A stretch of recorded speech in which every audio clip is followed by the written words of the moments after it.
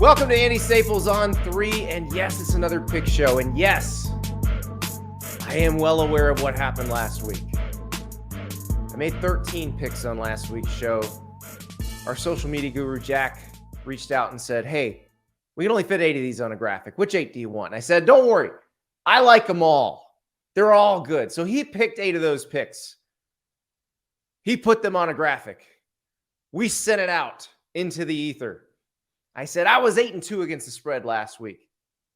Follow me. I'll lead you to the promised land. And ladies and gentlemen, I was absolutely perfect on those picks. I got every single one of them wrong. 0-8. I was 4-1 on the ones that Jack didn't choose, mind you. But that's a lot less funny. And you probably only saw the graphic and you thought this guy made 8 picks. He got them all wrong. I need to fade this gentleman. And you know what? If you decide after watching or listening to this show that you're going to fade every one of my picks, I don't blame you one bit. It's hard to be perfect. I was perfect. I don't think I could have been worse if I'd been trying to get them all wrong. I don't know what to tell you. Sometimes it is just not your weekend. But I persevere. I keep going. This is a loaded college football weekend. We've got Kayce Smith from Barstool Sports as our guest picker. We are going to break the games down. I am going to pick them. I may get them all wrong again. In that case, I hope you fade me. But I got a better feeling about this week. There's a lot to chew on here. And our friends at FanDuel, they bring us these lines. And man, they have made it very intriguing. There's so many storylines, so many great games. Obviously, Notre Dame and Ohio State is the headliner. Ohio State a slight favorite on the road. But there's some really interesting ones like, Oklahoma going to Cincinnati in Cincinnati's first ever Big 12 game. And Oklahoma is a more than 2 touchdown road favorite. That's a wild line right there. You got Ole Miss going to Alabama getting 7 points. If you've been following all the drama between Ole Miss and Alabama, if you've been following all the problems with Alabama's offense, if you've been listening to this show, watching this show, you know about all that stuff. FanDuel has given us a lot to work with. So go to FanDuel.com/Staples, and with a $5 bet, you get $200 in guaranteed bets. That's FanDuel.com/Staples. Download that FanDuel app and get going. They got all these games. They got the NFL games. Whatever you want to wager on, they have it at FanDuel. So download that app. Use that code Staples. $5. Get $200 in guaranteed bonus bets. There's a lot to wager on this weekend. So many good college football games. It is a wall-to-wall slate. We're going to break those all down, and I'm going to pick what I think's going to hit this time. It is up to you. I leave the decision up to you, dear viewer/dear listener. Follow me, fade me. It's not going to hurt my feelings either way. I have to earn back your trust. I went 0-8. Okay, I realize I went 4-12 or 4-9. I'm bad at math. This is probably why I went 0-8. I went 4-9, but according to the graphic, I went 0-8, and that's all that really matters. We'll put another graphic out on Thursday. I'll probably be wrong on some of these. I'll probably be right on some of these. I probably won't be perfect. But I got a good feeling about this one. Just like I had a good feeling last week. Nah, better feeling this week. Follow me, fade me. Don't worry. It won't hurt my feelings. Let us head to the picks. Kayce Smith is our guest. I leave it up to you whether you want to go along with this advice or go against it. We welcome the great Kayce Smith from Barstool Sports. You can hear her on the Unnecessary Roughness podcast, the Barstool Sports College Football Show, the Barstool Sports Pro Football Show. Man, you're busy. Very busy. And make sure you get this correct, Andy, because I get yelled at too. It's the Pro Football Show. It's two of Oh, them. two Two footballs. footballs. Okay. Yes, that was a pardon my take extravaganza. Dan Katz and PFT, they decided it's the Pro Football Show. Football. Well, Yes, but very, Dan very busy pronounces around here. You get it. Dan pronounces the word football in the perfect way, the perfect Midwestern way. He calls it I've never football. noticed that. He takes the T out. It's football. I honestly have never noticed that. I've worked with him now for 6 years. That's all I'm going to hear now. Like I'm getting on a plane to go to Chicago to do those two shows, and all I'm going to hear, it's going to be like Charlie Brown around me, but I'm just going to hear the word football over and over. Football. Yeah. I love it. I love it. It's something, you learn something new every day about these guys. I mean, you know them very well too. It's a crazy, crazy world around here, but I'm excited to get some time with you because I just finished recording Unnecessary Roughness with Brandon. You are a much nicer and more pleasant person to do a show with than Brandon is. So I appreciate that I get to follow it up with you and kind of relax. Well, your co-host, Brandon Walker, and I do think we're very similar. We're a lot more similar, I think, than people realize. I noticed that because I'd listened to him for a long time. I don't know him well. But when he invited me on your show, I believe you were still on maternity leave when I went on the show. And he and I just got into this very deep discussion of barbecue in Starkville. Oh, yeah. And we're both, Petty's, may it rest in peace. We're both Petty's guys. And so I think people assume he's like a more crude, he's either a more crude version of me or I'm a less caustic version of him. One of those. I think you're a less caustic version of him, but I will say, and you know how this goes in this business. If you sit down with Brandon off air, off camera, off a microphone, he is very down to earth, very chill, very nice and polite, which, you would not know listening to him. But no, you guys are very similar. You both love your food. And in fact, I think that I told him one of the first times we ever talked about you way back when was when you and I met at A&M and we talked about the tacos in College Station. Oh yeah. So, I mean, Fuego tacos, I think was what made you and I friends. And I told Brandon, if we go to College Station, we got to go to Fuego so that you can have what Andy Staples and I bonded over. And he appreciated that. Well, and Fuego is something that I believe every large state university should be required to have a 24-hour taco place on one corner of campus. It should be a law, like a federal law. Of course. So I was neighbors with a guy in Gainesville who he does consulting in the restaurant business. And so when a restaurant wants to come into town, he'll help them find the site and all that stuff. And I told him about Fuego, and he actually ended up meeting with the CEO. And I was like, there's going to be a Fuego in game. But it didn't work out. I was so sad. It's so good. And you're so right that, and I'm biased. I love College Station and I love everything about it, especially when I was there. But it's right on if you've never been to it, which I'm sure a lot of people listening to this, like, why would I care? I'm telling you, if you go to College Station, it's right on a corner of campus. You can walk across. It's right University there. University in Texas. But it's not some crappy little taco stand that's good when you've been out at a bar, because those do exist and those are fantastic. Don't get me wrong. A 2 a.m. taco doesn't matter.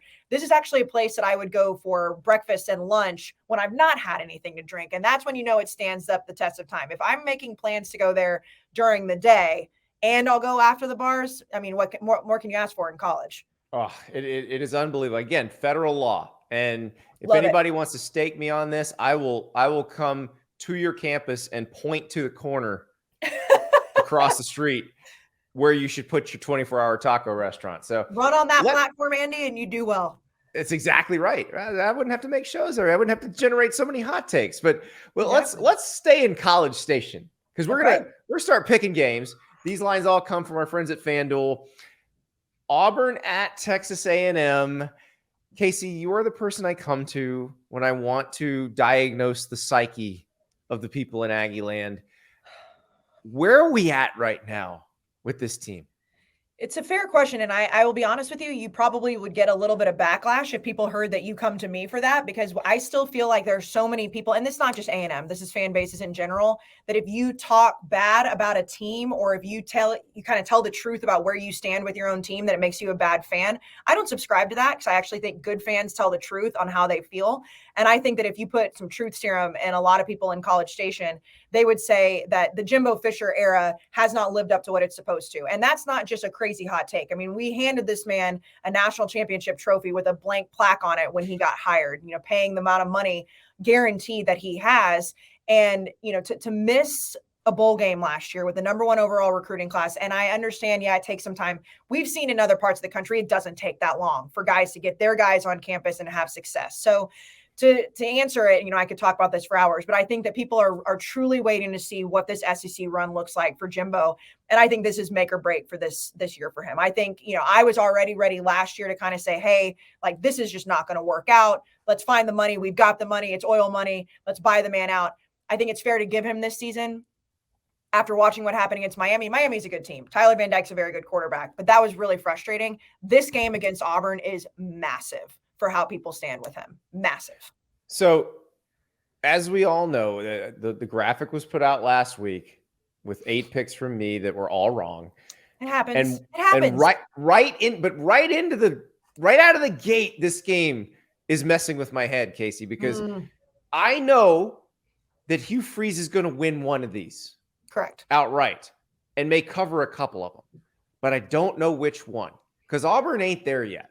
Like, he will get them there, but they're not there yet. And the part I can't figure out with Texas A&M is it possible that Miami's just good? And I think the answer for that is yes. I really do. And, as I was in Tuscaloosa when that game was happening. So, of course, that was just a devastating blow, because then I go out and watch, Texas beat Alabama, which, that's a whole different story. But in the moment when A&M lost that game, I was like, here we go again. I put out a video that was just like, what's it going to take? And I still have those feelings. However, I think Miami is actually very good. When you look at the ACC, and we'll talk about Clemson and Florida State later on, but Miami's in the mix for me, because I do think that A&M is better than what I felt like when they lost. And I think Miami was this year what they were supposed to be last year. However, the defense is a problem at A&M. And I don't know what, this Auburn offense is going to look like in SEC play. Peyton Thorne's been fine. They've not played anybody either. Yeah, it was the defense is the biggest issue. Yeah, Cal's not a bad football team, by the way. And maybe that's just, revisionist history going into this pick. But A&M's defense is struggling, and they have a lot of talent there, and they're good on third down, and that's fine. But can they hold up against an SEC offense with Hugh Freeze, who's known to have some pretty good offenses? I don't know. But A&M's offense looks pretty good. Connor Wegman, everybody's high on him. You want to talk about the A&M psyche. Connor Wegman is the guy in everybody's minds. Set a record last week against ULM, but fine. We've seen A&M struggle and sleepwalk in these games. He didn't do that. So I was going to say, Appalachian State last year wasn't fine. So you got to bring up old things. You got to hurt me right off the top of the show, huh? What amazes me is to get the offense fixed, and the offense does look very crisp, and then the defense is the problem. And that's the part, because Miami's, I think Miami's better. I'm not sure how dynamic Miami is offensively. We're going to find out going forward. But I do know, like, Auburn's best talent is actually on the defensive side of the ball. So that's what's in the back of my head when I get 7.5 points in a game, is thinking, okay, maybe they do slow down A&M's offense a little bit. And their offense has been bad, but if Texas A&M's defense is bad, then maybe they can score. So I am going to take Auburn to cover here. I don't know if they're going to win, but you give me more than a touchdown, I feel pretty good about that. Yeah, no, I don't hate that. I'm going to take A&M, and it's not just because I'm an Aggie. I do think that this is the type of game that we're going to see this offense really start to click. And I don't know what to expect with Peyton Thorne. I don't think Auburn is near as bad as a lot of people do. And I know that the SEC West as a whole right now is kind of a gigantic question mark. And that to me is a bigger storyline moving forward. This is one of those games where we're really going to see where these two teams are. I'm going to take A&M in the points. I do think that it's going to be close throughout the first half, though. I don't think that this is one of those games that A&M comes out and just fires. I mean, Hugh Freeze and Jimbo Fisher alone is a headline story. But maybe it's wishful thinking, but I'm going to take A&M in the points. Yeah, it's one of those things where this is the kind of game we need to see A&M win. Yes. Over and over. Like, they need to win this game. They need to win the Mississippi State game. Like, the ones that are Arkansas, the ones that they have more talent, and they should just, because, like, Auburn in a couple of years will have the same talent level that A&M has now. Right. So you got to get them now. And that's the bigger thing, Andy, right? It's like if you're an A&M fan or you're paying attention to what the Aggies are doing, that's the most frustrating part. It's like all the talent in the world, all the money in the world, everything except for a head coach that appears to right now not be the best fit. So you're right. These are the games that Jimbo has to win in order for his seat to not, be on the hottest setting possible. Yeah, which it's still $76 million. Like, amazing to me. Can you imagine? Can you just imagine knowing You'd that never you're see sitting me on that again. money? You would never see me again. No, I would never work again. never. And why would you want to? With all the scrutiny that these coaches get, like, see ya. I'll be on a boat somewhere. Exactly. All right. You mentioned Florida State, Clemson. Let's go to that Death Valley. And it's Clemson is a 2.5-point dog at home. This one is interesting to me because it's another one of, have we seen the real version of these teams yet? Like, was the Florida State LSU game the best version of Florida State we're going to see all year? Or was that who they are? And Boston College was not who they are. Was Clemson Duke actually Clemson? Or was that the worst version of Clemson? Are they going to be better? Like, this is, again, when you go 0-0 whatever, like I did last weekend, it messes with your head. Yes, it does. I understand. I'm 0 in my mortal locks on the college football show, and I'm the only one, so I totally feel you. This game is going to be super interesting for even people who are just looking at the playoff race. And that, I think that when you look at this slate, and I know we've talked about it, week 4 slate is awesome. But the fact that we have a lot of games that are going to really kind of kickstart the playoff conversation in September is great. And Florida State right now, I had them winning the ACC going into the season. I'm very high on Jordan Travis, but Clemson surprised me the way they lost to Duke in week 1. And of course, it being a standalone game, you go out and you lose by 21 points. Everyone's going to be talking about it. You know, the Dabo dynasty of being in the playoff, is it completely dead? What's going on? I'm scared of what Clemson's going to be able to do after they sit at home and for 2 weeks, they're just like kind of in the background, quietly just kicking the hell out of these teams. I think they've won a combined like 80 points, listening to everybody talk about They were down to to Charleston Southern in the second quarter. Let's not go crazy.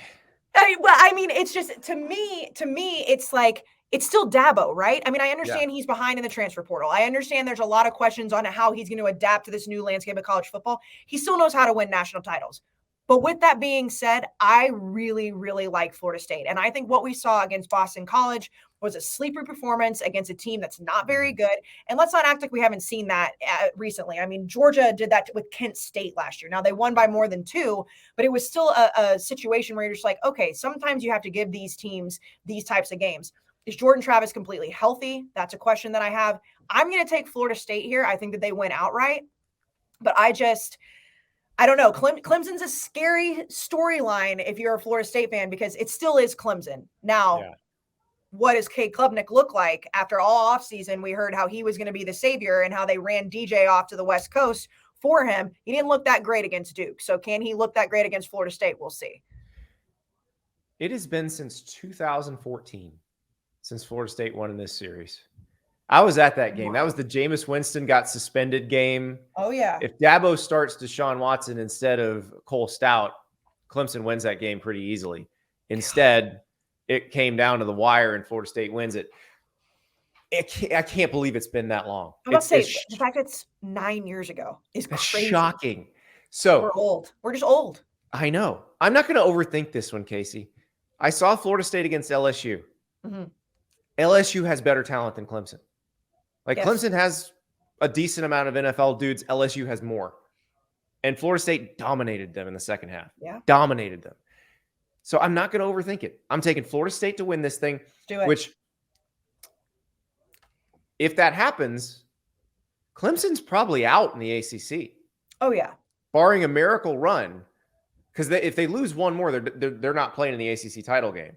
And if you look at what they've got left, they could very easily lose another one in the ACC. So, yeah, that I just think trying to cover Keon Coleman, trying to cover Johnny Wilson, trying to block Jared Verse, these are all very difficult things. And Jordan Travis, probably Riley Leonard is a better NFL prospect, the Duke quarterback. Jordan Travis, though, probably a better college quarterback within the system he's in.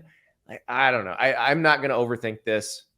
Give me Florida State All they got to do is win by a field goal. So Yeah, I like I'll it. take it. And it's also a testament to what the ACC looks like as a, in comparison to recent years. There's always Clemson and everybody else, right? Like we're saying, if Clemson loses this first ACC game, or not first ACC game, another ACC game, that they're out. Like that's good for this conference because it's just been Clemson and nobody. Well, it's kind of exciting because you think about, is Miami in it? North Carolina's played very well so far this season. Duke looked great. Duke, isn't that crazy? Like, Brandon actually did this on Unnecessary Roughness where he was like, who's the front runner? Who's second? Who's third? And I got all the way to 3 and I was like, we're not even talking about Duke. Like Duke is in the mix right now. I mean, that's crazy to think about. And it's great. Like I said, great for the conference, but I agree with you. I think Florida State's going to win outright. Yeah. If you're an AD who's about to fire their coach, you're thinking awful lot about Mike Elko right now. Can he just come back to College Station? Is that too much to ask? Like I miss that man in maroon and white. Please. I don't know. It's listen, price of oil in December could determine a lot of things. So. Yeah, I know it. We'll be right back with more picks, but first, I want to tell you about Bird Dogs. I'm hitting the road to go to South Bend to cover Ohio State and Notre Dame, and packing is going to be so easy for me thanks to Bird Dogs because I live efficiently. When I want to go out to lunch or maybe visit the bar, boom, Indianapolis Jones's. Perfect. They've already got the underwear included, the liner's right there. It's beautiful. They move with you. They feel like they were made just for you. When I'm working out, boom, Dorito Corleones. When I've got to cover something, look respectable, wear pants, the Steven Jobs. Bird Dogs has it all. It all feels great. It looks great. Not too baggy, not too tight, just perfect. And oh, by the way, they also have polos like this beauty, the Fidel Bass Pro. So go to birddogs.com, and if you use the promo code Staples right now, you'll get a free Hydro Flask style bottle. Birddogs.com, promo code Staples. Load up pants, shorts, workout shorts, polos, you name it. You will be comfortable and you will live a life of maximum efficiency. All right, let us go up to Nippert Stadium.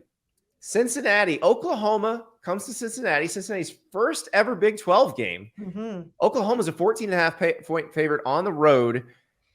We had Dante Corleone, the Cincinnati D tackle, on the show yesterday, Kayce, and he was talking about how excited everybody is to show off Nippert Stadium. It's the big noon game on Fox. I just feel like that level of excitement alone probably gives Cincinnati a little bit of a boost in this game. Yeah. Have you been to a game there before? I have not been to a game. I've been there a bunch of times just to interview people, and I can only imagine what it's like when it's really rocking because it is dug way deep into the ground. It's a weird looking like situation. Very intimate. Like it's 45,000 people just directly on top of you. And I can't wait because it is going to be off the charts excited with Oklahoma, because this is the only time Oklahoma will come as a Big 12 opponent. Right. Yeah, no, I mean, in the Big 12 in general right now, that's like that weird feeling, right? Because you've got the two, top leading teams with Texas and Oklahoma leaving. Cincinnati is frustrating to me as a bettor right now, Andy, because I did not think they were going to be very good in their first year in the Big 12. And then the first 2 weeks, I'm told that I'm an idiot. I'm wrong. They go out and they handle business. And then they go out last week and lose to Miami of Ohio. And you're just like, okay, well, what really is this team? And then meanwhile, I've been very hard on Oklahoma. I like to go at it with Oklahoma fans a lot, but, I think Oklahoma taking care of business the way they have through the first 3 weeks is something, not to turn your nose up, because again, you talk about a team that has all the talent in the world and had a horrible year. Oklahoma is up there with the Brent Venables first year experiment last year. I think I'm going to have to take Oklahoma. And I'm going to be honest, hand up. I think it's because of how bad Cincinnati looked last week and how good Oklahoma has looked. But Cincinnati looked so bad. And I don't think Oklahoma is bad. I don't think they're bad at all. I think they can go out and cover this spread. When Oklahoma's offense is working, they can cover any spread. Yeah, I mean, am I wrong to look at, I know we're not supposed to do, week to week every single time, but when you're gambling, you have to look and you be like, these guys lost to Miami of Ohio, and you've got the Oklahoma Sooners coming in and saying like, hey, people wanted to bury us last year, but they lost a few games. They got killed by Texas last year, but Oklahoma's not bad at all. Well, here's my question about the Miami of Ohio game. is it because Oklahoma's coming in that they lost? Were they looking ahead? Fair. And it's the same thing with Florida State and Boston College. We were talking about with the last game. Like, was that a look ahead game? I keep pointing out it was also the red bandana game at Boston College, which they tend to play better in those. Right. And in this case, for Cincinnati, did they get a little full of themselves after they beat Pitt? Which, by the way, Pitt might not be good. No, like that win might not mean as much. So I just think Cincinnati better defensively than anything Oklahoma's seen so far. They did not roll offensively against SMU. Like that. We've seen it against Arkansas State and Tulsa, but those two teams are pretty bad. They didn't do it against SMU. 14.5 is a ton of points. So I'm going to take Cincinnati. Okay. Again, just similar to Auburn situation. I don't think they're going to win the game. But you give me 14.5 points, I'll take that. I'll take Cincinnati to cover here. And I just think they're going to be excited. That's going to be worth a few points for them. Emory Jones has looked pretty good at quarterback for them. And then Dante Corleone, who is a real difference maker on the inside on defense. The offense Oklahoma runs. This is also just in person watched a team decimate Tennessee's offense. I watched Florida make Tennessee look pretty bad offensively. It's a similar offense.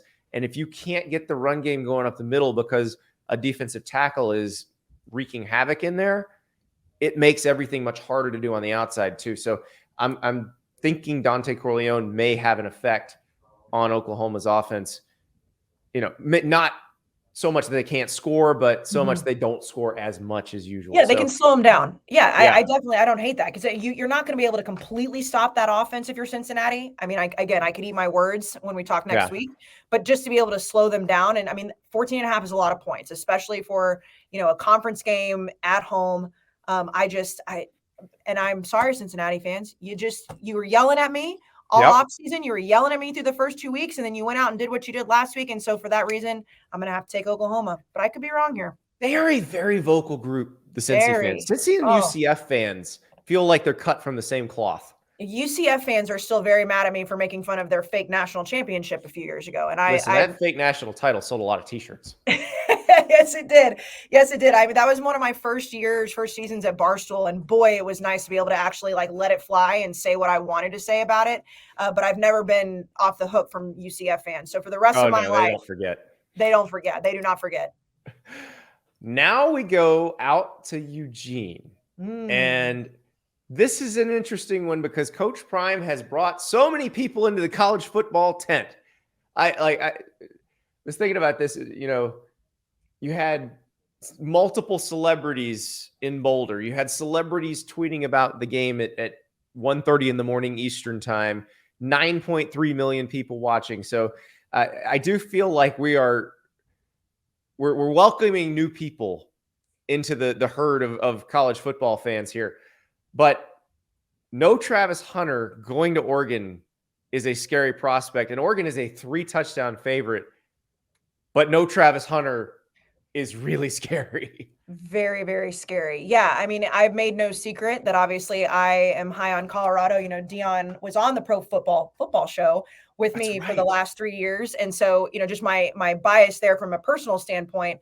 But when you looked at the Colorado schedule going into this season, I thought that they were definitely going to do better. I mean, their total was 3.5 wins. I thought that was an easy to take the over. But this is the stretch that you started to look at. Like, okay, you've got Oregon, and then you've got USC, and then you really get into the Pac-12 gauntlet. And this is when we're really going to see what Colorado looks like. Now, people who didn't think they were going to be any good at all said by the time this game happened, it wasn't going to be a storyline. Well, those people are obviously very wrong.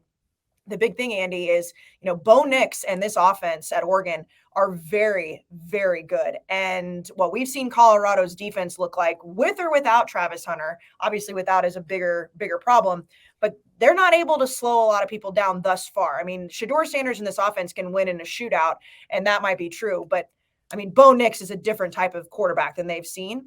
And I think the bigger thing is when you look in the trenches, when you look at Colorado's offensive line and defensive line, they're just not up to caliber of what we're going to see Oregon trot out on Saturday. Do I think Colorado can cover the number? Yes. Will I convince myself by Saturday that they're going to win the game? Also, probably yes. But I think I'm just being honest here. That's what it is. Like, Kayce, what's Dion like? Works. What's Dion like as a coworker? He's actually phenomenal. And I know people like roll their eyes when I say that, but I always tell the story. The first time that we ever did the Pro Football Show with him, it was in 2020. And obviously, people weren't going all over the place. So we were actually taking the company plane to his ranch every single Friday. So we were going into prime country, which was awesome. And I was so nervous the first time that I went, because I'm assuming, hey, like Deion Sanders, I've heard he's a great guy, but I'm sure he holds himself as being a very popular athlete, one of the best athletes of all time. And he's not going to care about me as a host. It was a complete opposite. And, growing up in the Dallas area, obviously he was somebody that I watched with my family growing up, and he's been phenomenal. And last season when I was pregnant and I was so self-conscious going on these shows and I felt horrible all the time and I just needed their help to get me through. I mean, I posted a lot of videos. Like, he is Uncle Prime. He's my son's uncle and he got me through a lot of those shows. He's phenomenal. So of course I'm going to be biased when people are like, oh, tell us your friends. Yeah, I am. But also he is a very good head coach and what he's done for this Colorado program. I mean, that it's the most popular thing we've seen in college football probably ever. So I have a clip of Dion being asked about what Dan Lanning said earlier this year. Because remember, Dan Lanning said, well, what have they won? I don't think they did anything in the Pac-12. And I figured that, maybe that makes it personal. So he was asked if it made it personal. Oregon's head coach has spoken about Colorado a few times in the past. Is it personal once again this week? I respect the heck out of this man, what he's accomplished, stepping in, taking over a program and keeping it not only rocking steady, but accelerating it. So I'm not a fan of anybody. I mean, except for, some of the celebrities that got a tremendous gift, but not in sports. I respect the heck out of him. I love what he's accomplishing. I love who he is, the way he runs his team. I love the way he operates. So I got a lot of respect for him. I don't know if he knows Dan Lanning's name, but I can tell you right now, Dion had probably just watched some Oregon tape before he said that, because there was no, you made it personal. It was, no, we respect the hell out of you. Please. Yeah. A little bit of a different tune from Dion, as we've seen over the last few weeks. But I mean, at this point, and I made a whole stink about this too. Like, I didn't care at all that the Colorado students rushed the field. If I was in school, I would have done the same thing. But Dion and those coaches know they should have won that game. I mean, the spread was 24. Again, the way the game was won and everything surrounding it makes it a win's a win. But Dion's very aware of what probably the narrative is, surrounding this game. But it's also just a different team than we've seen. I understand TCU played for the national championship last year. Different team, different quarterback. That defense looked god awful. Nebraska's not any good. Colorado State on paper should not have been a close game. This one is different. And Dion knows how to play this. I mean, he's the best at his own PR. He knows that. He can't go out there and say the same stuff, Andy. I mean, if he did, it would get the headlines, but he also knows better than to hype up Oregon and Bo Nix right now. No, you don't want to get them mad at you because they are already physically more talented than you. Right. I'm going to take Oregon to cover here. I'm going to take Dion's advice. Like, I'm going to read between the lines with Dion and say, you know what? With no Travis Hunter, that probably adds another touchdown or two to Oregon's total, and they were already going to be able to score some. So I will take Oregon to cover here. I mean, Colorado's offensive line is going to have to do a way better job of protecting Shedeur, because if you can imagine those Oregon defenders coming after him, he's going to be running for his life the entire game. And he has offensive weapons with or without Travis Hunter, but that's going to be the key for me, is what that line of scrimmage looks like. But I mean, I'm honest. I'm going to talk myself into this. Saturday before that game, I'm going to be like, nope, money line. But and you're getting 3 touchdowns, so at least, I mean, the cover's an easy take. Yeah, no. And then the money line. I'm taking plus 21, but I also will probably be texting you at about 3:15 on Saturday saying money line. Money line. I cannot wait. Well, we'll stay in the Pac-12. For one, I'm kind of excited for, because it's one of these teams we haven't really seen them play as anybody good yet, so we don't really know what they are. UCLA at Utah. Utah is a 4.5-point favorite at home. UCLA has looked pretty good. Mm-hmm. I like Dante Moore, their new quarterback, who's a freshman and came from Detroit. So they import a Detroit quarterback right before they go to the Big Ten, ready to go. They import a running back from Indiana, Carson Steele, right before they go to the Big Ten. But Utah is, I don't know. Are you like this, where when you list all the Pac-12 contenders, like Utah comes like 4th or 5th to mind, and then you're like, wait a second. Yes. Utah's won the league the last 2 years. They're unbelievable at the line. Why am I short selling these guys? I'm so guilty of that. It's sometimes I get to like 5 or 6 and I'm like, wait, how have I missed Utah? I have a question for you. Do you think of all the teams thus far through week 3 going into week 4 that UCLA is probably the most under talked about good team in the country? Because it seems crazy to me that no one's talking about UCLA. I'm just not sure if they're good or, well, okay, I know they're above average. What I can't figure out is, are they like Pac-12 title contender good, Right. or are they just kind of one notch below? Because I think Chip Kelly's figured out what his style needs to look like, and it's a very physical style where they run a lot between the tackles, and that sets up the passing game. But the thing about this game is it's possible Cam Rising plays in this game. And if Cam Rising comes out, and they have clearly given him time to recover, you know, if they trotted him out there against Florida, I'd have been a little worried, because it would have been such a quick recovery. Right. But we're sitting at a month into the season. It may be all right to bring him back at some point. That's going to give the Utes such a boost, and they're already pretty damn good. Like, as they get healthier, they're going to get better. And then they had other players at other positions that are getting healthier as they go. And I think Utah covers this just because they are rounding into form as they hit that stretch run in the Pac-12. Yeah, we talked about it with the ACC, just kind of seeing, where these teams are. The Pac-12 is, to me, the most interesting conference this year, which is sad because it's no longer going to be the Pac-12. We've got like 2 teams left for dead. But this is going to really show exactly where UCLA is in the mix and exactly where Utah is.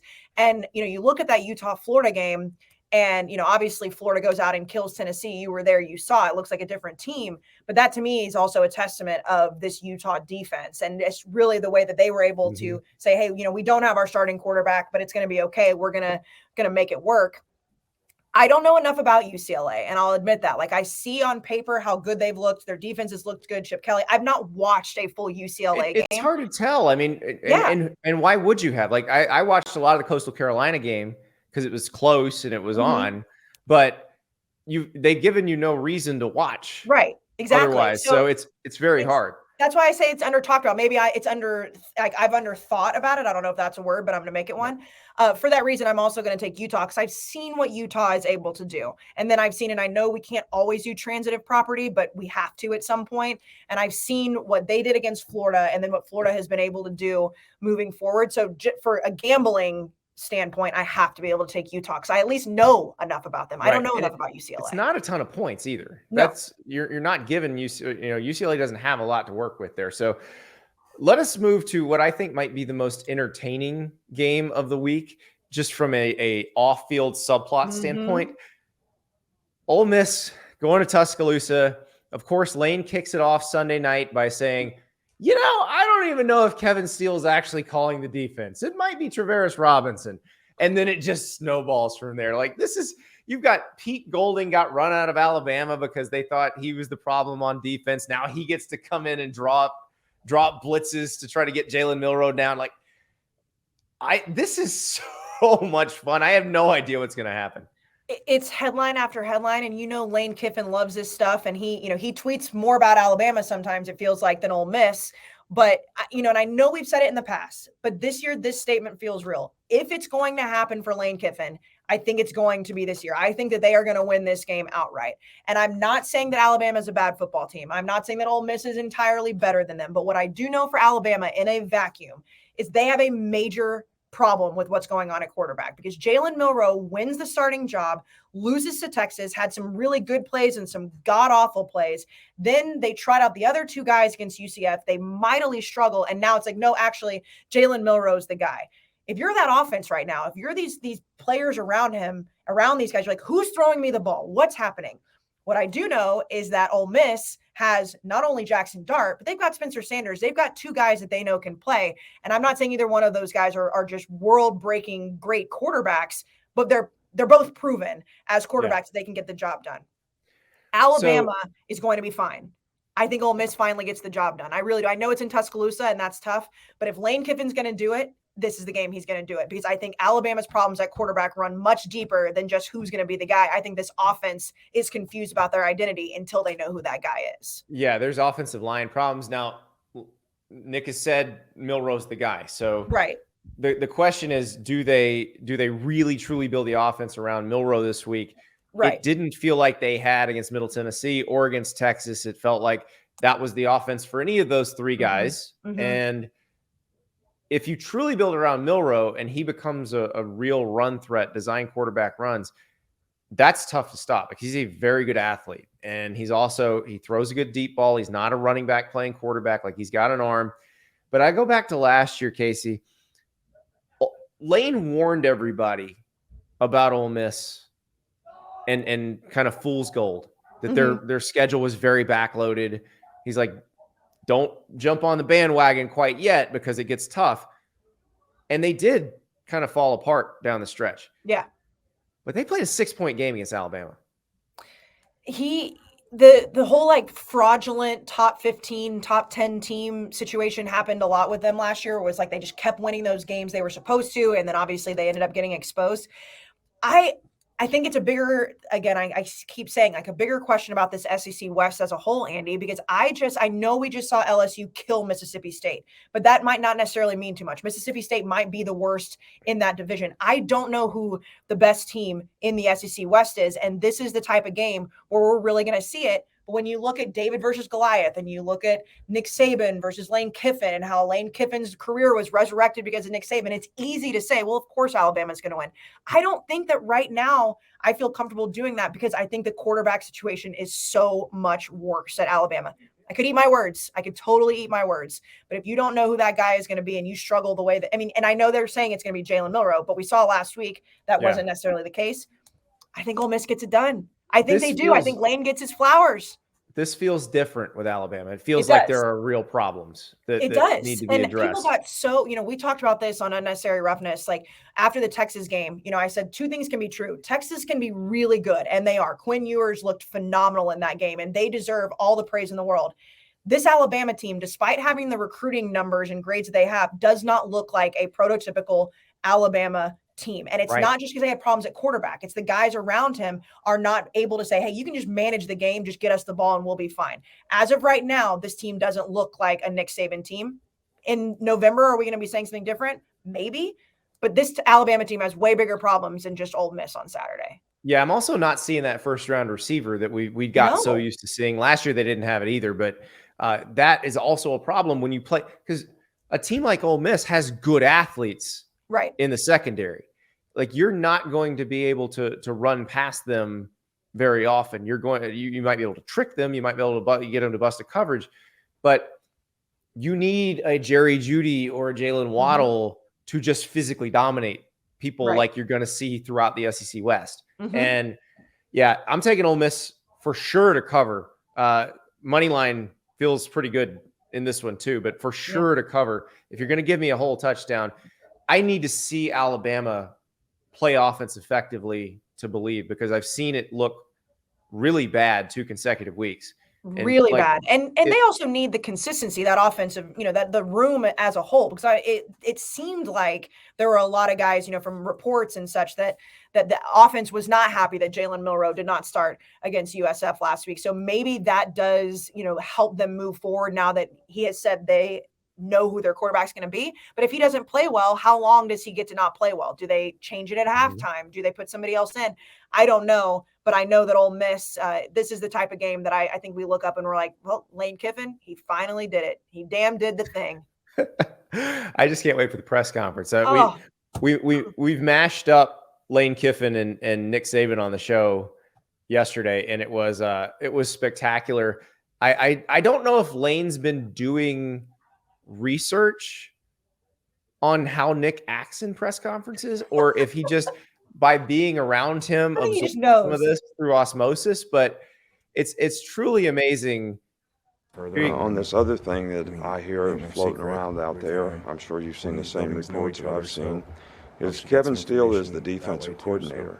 He has all the defensive coordinator responsibilities. The only thing that I didn't improve on from an administrative standpoint was game day administration of getting the signals in quicker. All right, so they're the same person now. I mean, I'm not the first person to float this idea out there. It's not an original thought, but I mean, isn't Lane kind of like auditioning for the Alabama job anyway? So maybe he's doing that a little bit. There you go. There you go. Again, that's definitely something that's been floated out into the ether plenty of times. But I mean, maybe this is just putting it on. Deion was getting the Alabama job. What? Now we're giving it to Lane. I'm so confused. You never know. You never know. Although we have some Alabama fans in the office here, and we told them they were crazy. They said they'd rather have Lane than Dabo, which I still think. I mean, Dabo's won some national titles recently, so but Alabama fans like Lane Kiffin a lot. I think they're going to hate him a little bit more after this weekend because I do think that they win. All right, let us stay in the SEC West. Arkansas at LSU. LSU is a 17.5-point favorite at home. This is another total, like you just mentioned, with LSU just blowing up against Mississippi State. Mm-hmm. I mean, they dominated. Malik Neighbors set a record for receiving yards in a half. Like it was something to watch. But I went back and watched the Arkansas BYU game. I think LSU may be able to do that to them too. Oh God, why'd you put yourself through that? Now you want to talk about, I know you said you had some bad picks. So we do like our proper picks on the college football show, which is our best play of the week. I've not won one yet. And last week I talked myself into Arkansas -8 against BYU. And, I don't expect you to know this, but like Arkansas fans and I, we have a heated rivalry. Arkansas fans hate me and I am not a big fan of them, but I put that aside, Andy. And I said, Arkansas took care of business against BYU last year. KJ Jefferson is supposed to have taken the next step. I think that we don't sometimes give Sam Pittman enough credit for kind of digging Arkansas out of that gross pit that they were in, and they proved me wrong. So I've learned my lesson. I'm not taking Arkansas anymore, but I did take LSU against Mississippi State, and I did feel very confident about that because not because of Mississippi State, but because I thought that LSU was going to figure out what the hell went wrong. And now just because of that, you want to talk about transitive properties on the field?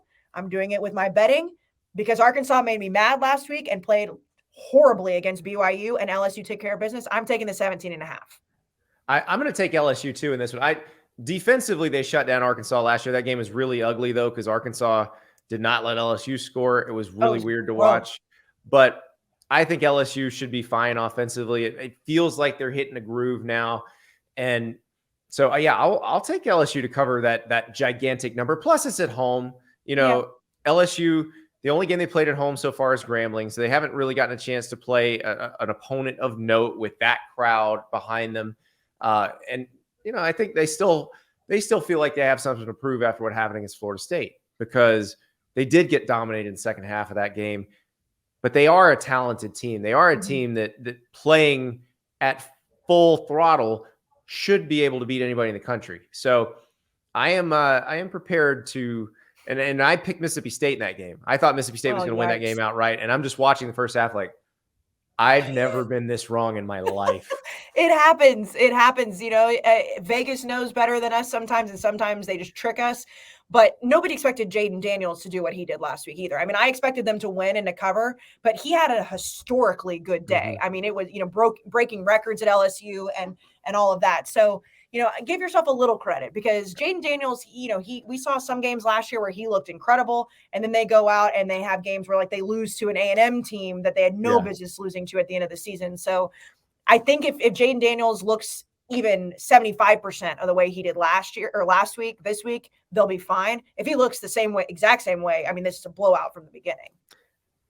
Let's go to Pullman for next year's Pac-12 championship game. I mean, it has to be because they'll be the only ones left. Oregon State and Washington State. It's sad. They're left for dead, Andy. How can you just leave two teams for dead like that? Well, in this game, so this is a Fox game. This is another chance for the fans in Pullman to show how amazing the atmosphere is in Pullman, which they did for the Wisconsin game, by the way. They looked awesome. And I'm very excited for this game. It's a 2.5-point spread. Oregon State, a 2.5-point favorite on the road. I've enjoyed the DJ Uiagalelei revenge tour. I think that, listen, when you put a guy with an arm like that behind an offensive line that good, good things happen. Right. And so I've enjoyed watching the Beavers this year, but this is their first real test. And although, going down to San Diego State and making it look pretty easy, I was very impressed by that. That was one that I thought that they'd have a little bit tougher time winning that game. And then Washington State, that Colorado State, that team that Colorado struggled with, Washington State did not struggle with. At all. Then they beat Wisconsin as well. So this game is like, it's a kind of I say sad, like obviously I'm not actually sad about it, but it's weird because you look at the two teams that are left, which is these two teams, they're both ranked in the top 25. And you talk about a game that not a lot of people are talking about unless you're breaking down the entire slate like we are. This is one of those games. And you're talking about the 14th and the 21st team in the country playing each other. And it's just kind of an afterthought.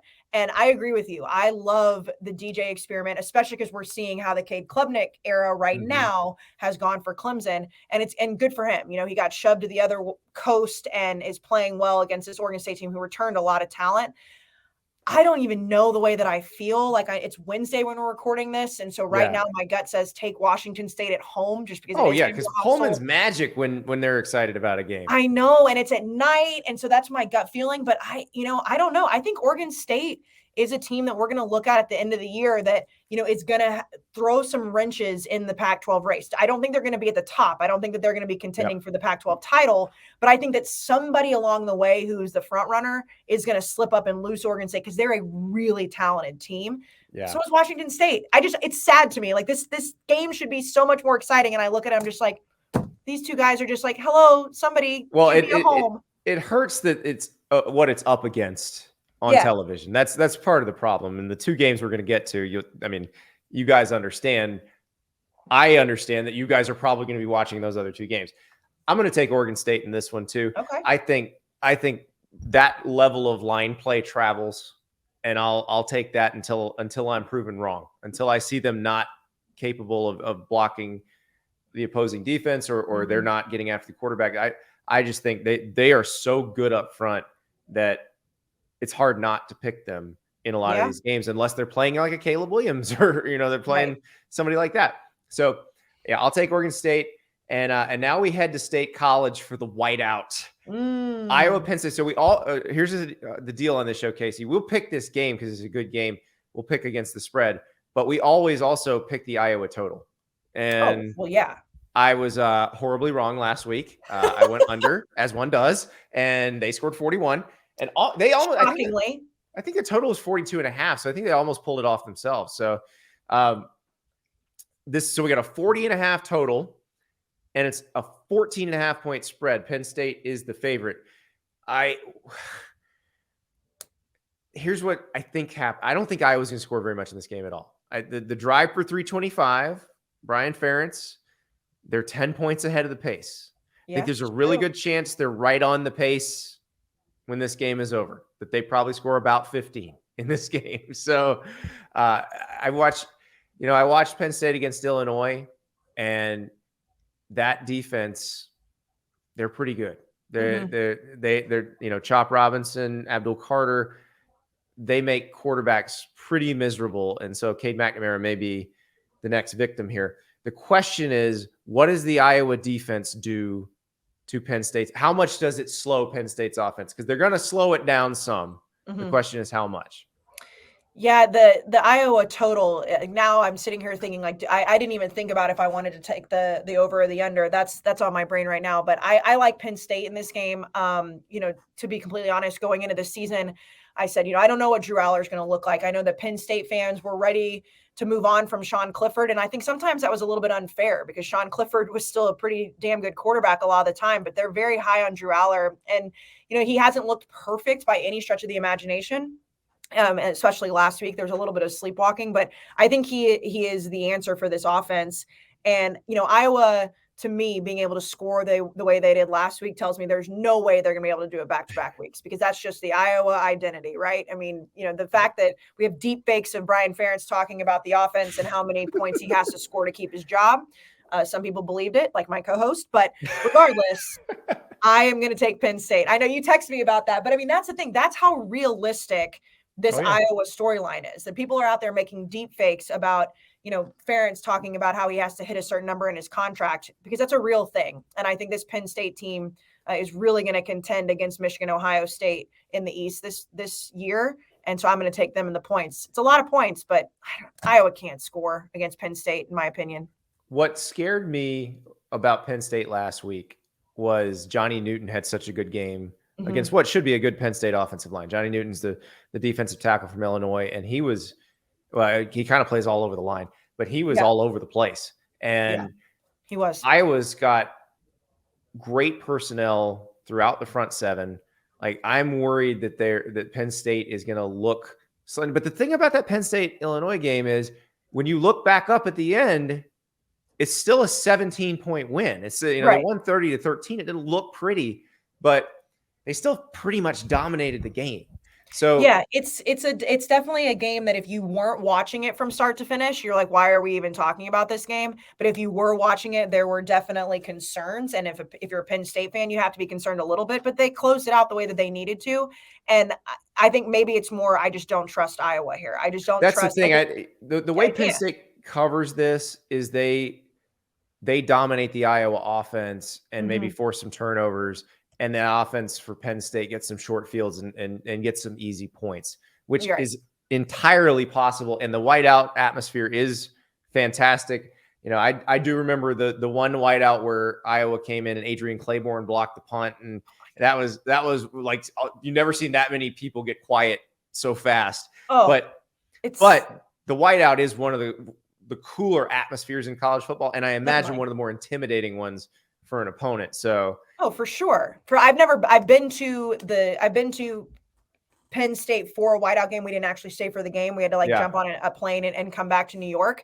But even just the atmosphere around Penn State as a whole is always crazy. But then that it's the whiteout, and they do have a new energy spark with this with Drew Aller and with this offense. And it's kind of like, James Franklin, all right, when are you going to take that next step and do something to really catapult yourself back into the conversation? Because it just seems like every year they fall a little bit short. I don't think it was Sean Clifford's fault all the time. I know Penn State fans like to kind of put it on him sometimes, but if Drew Aller's the answer here, there's going to be a lot of energy at State College. And I think Penn State. Yeah, exactly. That's one of those that can get, because I was at the 2017 Michigan game, which was a whiteout, and the energy in the stadium is just crazy, off the charts. And that's the one where they flipped Saquon and Trace McSorley on the first play and made it look like one was, basically McSorley looks like the running back and Saquon looks like the quarterback, and Saquon takes it for a touchdown. And it was from that point on, Michigan was like, well, we're done. Yeah, Michigan was like, we're done here. We don't want to be here anymore. So, yeah, I will take Penn State here. I will believe in the power of the whiteout. And I also think Penn State may have been looking ahead a little bit too. They were in a road conference game. It was the first Big Ten home game for Illinois. And it may have just been, and that's what, if you're noticing a theme this week, it's me going, which of these was the anomaly just because of a weird circumstance, and this is the team we should expect to see. And it's really hard to figure out. It is. It's so hard, especially because, week 3 was on paper not a good slate. You put that in air quotes because obviously anytime we have college football, it's a good week. But there were so many games by the end of week 3 that you're just like, wait a minute, what happened? Florida State beat BC by 2 points. Yeah, they had a face mask penalty that saved them. Like, what? Yeah, how is that possible? Crazy. So I'm doing the same thing. I'm also trying to almost fade myself a little bit because sometimes I'll talk myself into some things. I'm like, well, no. Rationally what you actually want to take. So I don't know if I'm fading myself or if I'm actually giving you my correct picks at this point because I'm just so bad this season so far. So we'll see. Here's the big one. Ohio State at Notre Dame. Ohio State's a 3.5-point favorite on the road. I'm going to this game. I can't wait. I imagine you guys will be set up with the college football show here. No, we're in studio this week in Chicago, but Frank the Tank will be with Shane Gillis in South Bend, which is a weird enough combo as it is. Okay. Well, so you'll have good video coming out of South Bend for sure. Yes, I will be at home with my son watching this game. He'll probably be asleep at this point, but I will be watching Frank the Tank on the sidelines of Notre Dame, which is crazy. This is just going to be incredible in terms of atmosphere. There has not been, I was asking some people about this yesterday. And the consensus we came to was there hasn't been a game this big at Notre Dame since USC came in there in 2005, since the Bush push game. And because they feel so good about their chances. They love Sam Hartman. They feel like he's the missing piece. But then you've got Ohio State on the other side that feels like they finally got that defense fixed, and they're not going to give up, 2 touchdowns of 40 yards or more through the air, which was their downfall the last 2 years, where they just, for whatever reason, couldn't stop giving up the big plays. I really don't know how I feel about this one, Kayce. Yeah, this is tough, because it's like, do you believe what we've seen from Notre Dame through the first 3 weeks, which I think it's hard not to, because I think that, you talk about a quarterback coming in and changing the identity. Sam Hartman has come in and said, I can handle this offense, but they haven't really played anybody. The bigger thing for me, Andy, is when we look at Notre Dame, let's just take like the last, 10 to 12 years, anytime that they have made it to the national stage, whether it was the national championship in 2012 or when they've made it to the playoff, they've embarrassed themselves. And the narrative has been, oh my God, Notre Dame can get it done in the regular season, but when they make it to that big dance, they do something stupid and they kind of show who they actually are. This is one of those games where you look and you say, okay, if Sam Hartman is this guy, and if this offense and this defense has taken that next step forward, and he was the missing puzzle piece, and they can even if they lose to Ohio State, but keep it close, but especially if they win against a team who was in the college football playoff last year, that narrative for Notre Dame is done for the rest of the season, unless they go out and, embarrass themselves against USC or Clemson or somebody else. But this team, to me, feels like they found what they needed. They found a guy at quarterback that they can trust. He's a veteran guy. They don't have questions. When he's going through his progressions, they're not like, oh my God, this guy doesn't know what he's doing. It's at home. Yeah. There's so much hype. Ohio State absolutely destroyed somebody they should have destroyed last week. That's true. They know Kyle McCord is their quarterback. You've got Marvin Harrison. You've got all the talent in the world. But are they still Ohio State of the last few years? I don't know. I do know that Notre Dame looks really good, and I'm going to take them to Notre Dame to win. I will probably change my mind by Saturday, but I'm believing in Sam Hartman here. You get to pick whatever you want on your own show. That's okay, fair. Okay, yeah. Fair. Yeah, no, there are no rules. Like, I have to be held to this because this is my home court. But like, if I go on another show on Friday and say something completely different, then it's fine. And I will ask them to send me that clip so that I can put that out if that one happens to be right. So what I should do is take different picks that I'm saying right now on my show, so then I can have one way or the other I'm right. Right. Go completely opposite, because I'll drop this in a Google Drive when we're done. And so you'll have the video to chop up. So whichever ones of these you get right, you pump those out on Sunday morning. Like, see, told you. I was right. But don't you, like, do you feel that way about Notre Dame this year, that there's a different feeling around them, that it's like 100%. They're actually legit national title conversation pieces? Yeah. I also feel like now this is the last year it matters, because once they go to the 12-team playoff, they just have to win 10 games and they're in every year. But they could go 11-1 against this schedule and make the playoff, as long as it's the right one. And actually, if they were to beat Ohio State and USC, they probably could stand to lose another one and be okay. But even if they split Ohio State and USC, as long as the loss is close, I think people are going to go, you know what? They're right in the mix. They're a contender. So I do think Sam Hartman is the difference. He's what they've kind of been waiting for, a quarterback who could turn what is always a good offensive line, always a pretty effective running game, into something that can then stretch the field, because you are scared of what they can do on the ground, and that makes their play action game that much better. 1,000%. And you don't have to question his decision-making in that process either, because he seems to actually know, like, what he needs to be doing. And I think Notre Dame fans recently have been like, we don't know if our guy knows what he wants to actually do. You do know that now with Sam Hartman. Yeah. Yeah. Now, covering Marvin Harrison Jr. and Emeka Egbuka, not easy. No, not going to lie. That's going to be tricky. They're going to – now, Ohio State's offensive line was getting criticized earlier this year, but it's one of those, they're kind of nitpicky. We haven't really seen them against this level of competition yet. Right. Nor have we seen Notre Dame's offensive line against this level of competition, but we expect it to be good because it's just historically always good. So I'm going to go with Notre Dame's offensive line being able to hold up, and then maybe Notre Dame being able to get a little pressure on Kyle McCord and making him nervous. I'll take Notre Dame too. I am taking the Irish, and it's not just picking the home team, but there are a lot of home environments this week, and home field does matter in college football. Mm-hmm. There are a lot of home environments this week where the environment is going to give a team a boost. Yeah, and this is also a big moment too for the Heisman race because you talk about guys, we know who the front runners are, but if Sam Hartman goes out and beats this Ohio State defense, which under Jim Knowles in his second year is a better defense, like that to me, he's going to start really rising up some people's ranks, and he's already on a lot of lists. He's kind of on the outside looking in.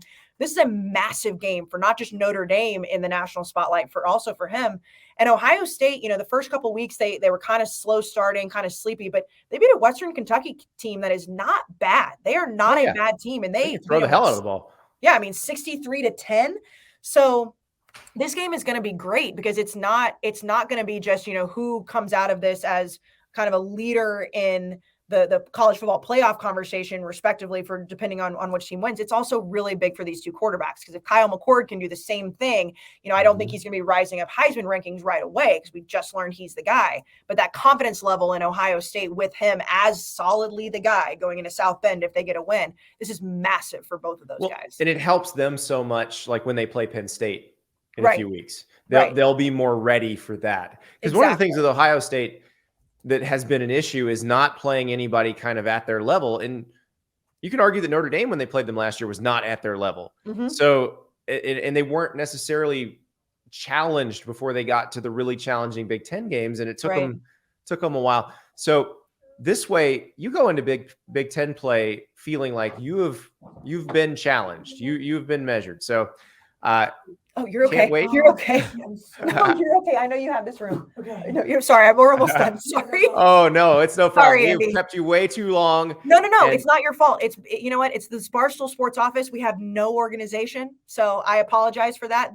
Welcome to Barstool Sports. That's what we come to expect from you guys. It's I'm so sorry. Feature not a bug, Kayce. Feature not a bug. Yeah, we have girls walking in singing Taylor Swift. That we're sitting here chopping it up about this Week 4 slate. We've got Taylor Swift news coming in hot right after me. So that's what we do here. Jason Kelsey did admit that she and Travis are dating, so it is a big deal. It's huge. I mean, the current argument around here, Andy, which is ridiculous, is if she's using Travis Kelsey for clout. I mean, what are we doing here? He doesn't. She didn't even know who he was. No, I mean, and listen, I'm not a gigantic Taylor Swift fan. Like, I like her music. She's great. I can respect it. She's one of the most famous people on the planet. No offense, Travis. She does not need you. Yes, exactly. Well, no, it's like the Deion thing. Like we were just talking about. It's a whole different level of famous. Deion Sanders versus any other football coach. Exactly. Well, and to kind of full circle it back to Colorado too, it's like, Deion's used to this celebrity, right? These coaches are probably used to it too a little bit. These college football players, like, can you imagine Lil Wayne hanging out at your locker? Like, I would lose my brain. Like, it's like we're seeing a level of celebrity in college football that I don't think we've seen since Johnny Manziel. And it's going to keep getting bigger. I mean, Deion is bigger, but you know what I mean, just from like the standpoint. But that's why this weekend, that Oregon game, I think this is a weird prediction, but I think more people will watch Oregon, Colorado than Notre Dame, Ohio State, which is crazy. Before last weekend, I would never have believed you. I think it's going to happen. But we'll write this down on your show. Okay. Predict that more people will watch Ohio State and Notre Dame. Yeah. And then you're covered both ways. There you go. Okay. Done. Thank you, Kayce. Thank you so much, Andy.